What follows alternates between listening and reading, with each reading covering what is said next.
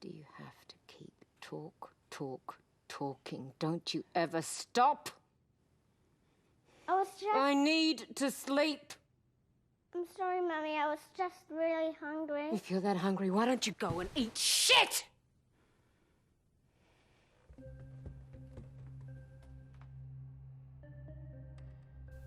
How would you react if I told you the Babadook is making you depressed? Let me go back a bit.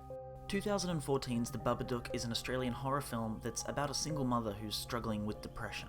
Now, when I first saw the film, there was one thing about it that really stuck out to me immediately, and that's how much the film puts you into the perspective of the mother, Amelia. And it's subtle, you won't find any overt special effects or inner monologues here, but if you look closely, it's impossible to miss. Now, because of this, by the end of the film, it's hard not to feel like we've been through the same journey as Amelia, and that's why this story works so well. We can empathise perfectly with this woman and understand where she's coming from. This kind of achievement is no small feat and definitely not an accident. So how exactly did the writer and director, Jennifer Kent, pull it off?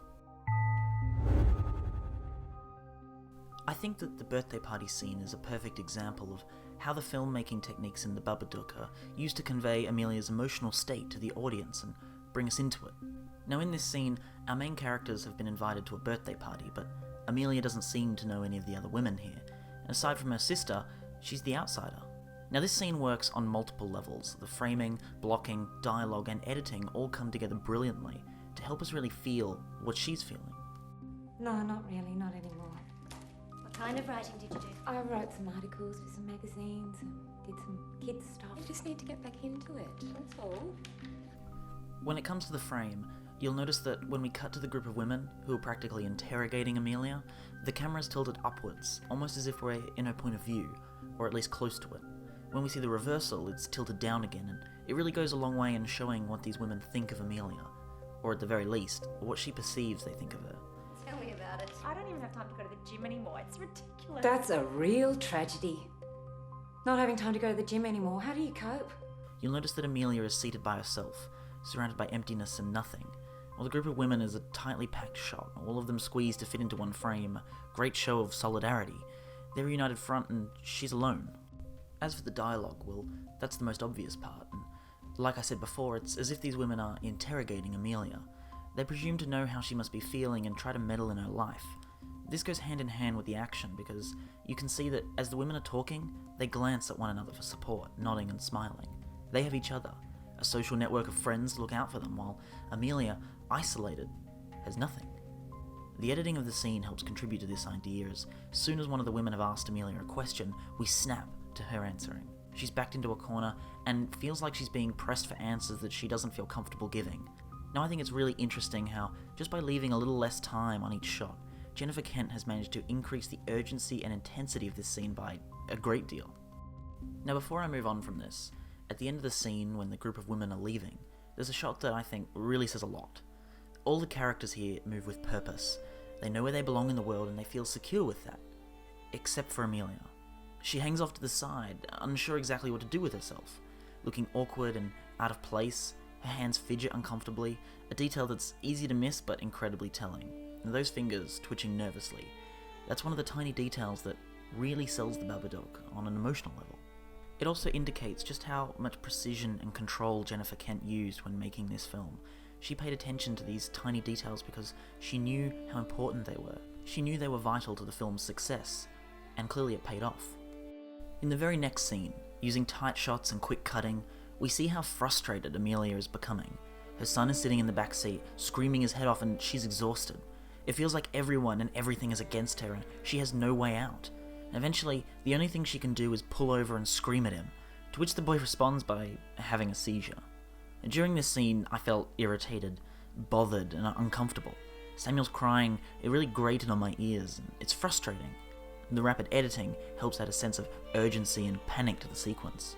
When placed next to the birthday party scene, you can really get a sense of how the Babadook uses filmmaking to put us into Amelia's shoes. In an interview I found, Jennifer Kent and the actor who plays Amelia, Essie Davis, talk about this. I didn't want to make a film that manipulated people in a bad way, that used shock scares just to kind of get a reaction, because you always feel ripped off when that happens. Also, I think, like Rosemary's Baby, Jen really wanted to make a film where everything was seen through Amelia's eyes. Imagine for a second that these filmmaking techniques, the ones used to make us as an audience feel temporarily depressed, weren't employed. Imagine that Amelia's house was bright and colourful, not washed out and blue like it is so deliberately. Imagine that if that amazing birthday party scene was a simple conversation, shot flat with basic reversals. If Jennifer Kent had done that, then scenes such as this one If you touch my son again, I'll fucking kill you! wouldn't have been frightening. They would have been silly. The only way then to make this a horror film would have been to fill it with cheap jump scares and overused gimmicks, which we can all probably agree wouldn't have worked nearly as well. I think you can often tell a lot about a film by the way that it opens. The Babadook begins with a tight, constricting shot of Essie Davis in her car. This is where it all began, and from this moment, we feel trapped. The shots at the start here are all centered and laser-focused. They're tight and claustrophobic. There aren't any stock standard wide shots of the street panning down on a suburban household. The camera really shows as much as it needs to, and nothing more. Even from the start of the film, you can see how dark and dreary everything around Amelia is. She's living in a sea of blue. And still, the editor and director show restraint. All the shots chosen give away nothing more than they have to. It's all up close, sometimes even uncomfortably so, especially when focusing on Samuel. He's in her face all the time, and he's pushed just slightly closer into frame than he really needs to be, his face taking up more room, showing how smothered Amelia feels. In fact, the very first wide shot doesn't come until 2.5 minutes into the film, where we see the two sitting on the bed.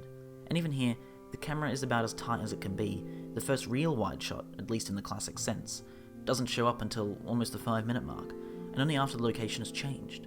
And Jennifer Kent backed up this idea in an interview with SBS, saying, "Early in the film, what is in the frame is very balanced but very tight, so it feels claustrophobic because you can't see the world beyond.